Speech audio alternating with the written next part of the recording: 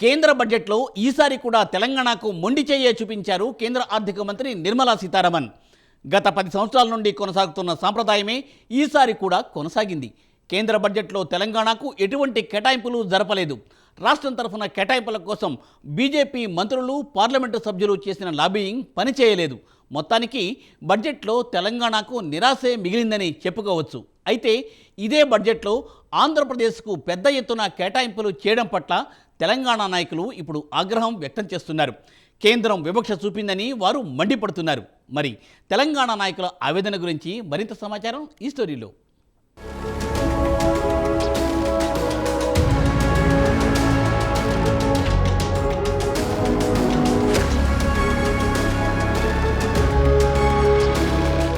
కేంద్ర బడ్జెట్లో తెలంగాణకు ఆర్థిక మంత్రి నిర్మలా సీతారామన్ మరోసారి మొండిచేయి చూపించారు.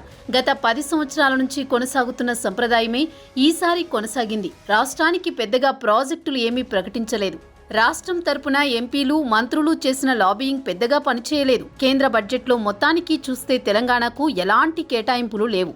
అయితే బడ్జెట్ ప్రసంగంలో నిర్మలా సీతారామన్ హైదరాబాద్, బెంగళూరు ఇండస్ట్రియల్ కారిడార్ గురించి ప్రస్తావించారు. అయితే ఇది కూడా ఆంధ్రాకే ఎక్కువ లబ్ధి చేకూరుతుంది. ఆంధ్రప్రదేశ్లో రాయలసీమ రీజియన్కు ప్రయోజనం చేకూరుతుందని తెలంగాణ నాయకులు ఆగ్రహం వ్యక్తం చేశారు.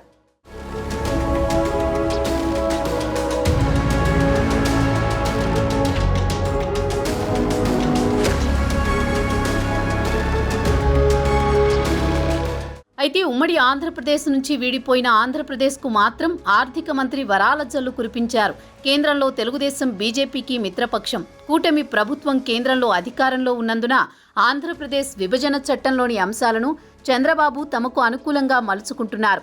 కూటమి ప్రభుత్వంలో భాగస్వామి కాబట్టి పెద్ద ఎత్తున నిధులు కేటాయించుకుంటున్నారు. తెలంగాణ అవసరాలను పక్కన పెట్టి విభజన చట్టంలో ఇచ్చిన హామీలను నెరవేరుస్తామని ఆర్థిక మంత్రి తన బడ్జెట్ ప్రసంగంలో హామీ కూడా ఇచ్చారు.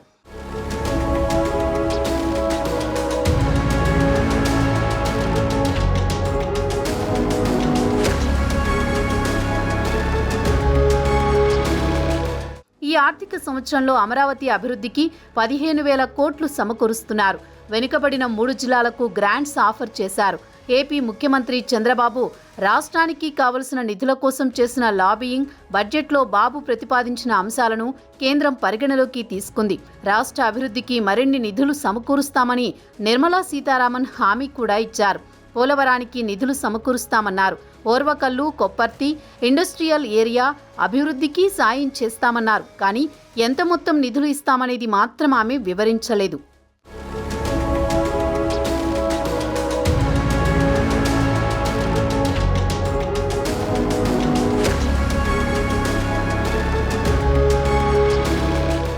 కేంద్ర బడ్జెట్పై బీఆర్ఎస్ నాయకుడు, మాజీ మంత్రి కేటీ రామారావు ఘాటుగా స్పందించారు. కేంద్ర ప్రభుత్వం పార్లమెంట్లో ప్రవేశపెట్టనున్న బడ్జెట్పై తమకు ఎలాంటి ఆసక్తి లేదన్నారు కేటీఆర్.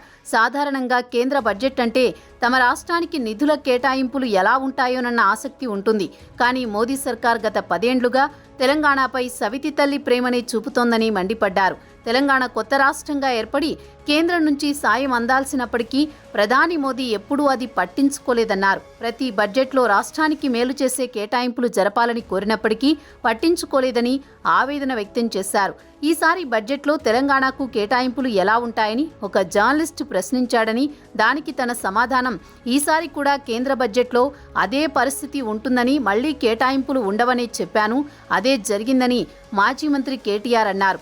అయితే ఈసారి బీజేపీకి తెలంగాణలో 8 ఎంపీ సీట్లు వచ్చాయి. కాబట్టి ఇక్కడి ప్రజలు మోదీపై, బీజేపీపై అభివృద్ధి చేస్తారని నమ్మకం పెట్టుకున్నారు.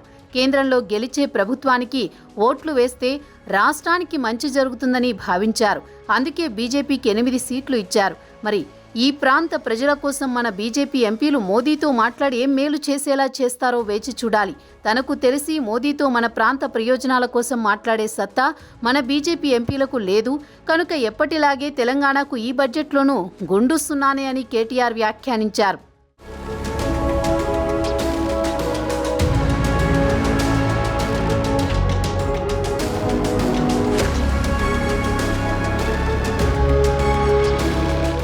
ఇక కేంద్రం మాత్రం ఖచ్చితంగా తెలంగాణపై సవితి తల్లి ప్రేమ ఒలకబోస్తోంది.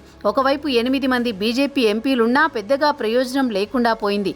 అదీ కాకుండా ఇక్కడ కాంగ్రెస్ ప్రభుత్వం అధికారంలో ఉండడం కూడా రాష్ట్రానికి నిధులు రాకపోవడానికి ప్రధాన కారణంగా రాజకీయ విశ్లేషకులు అభిప్రాయపడుతున్నారు.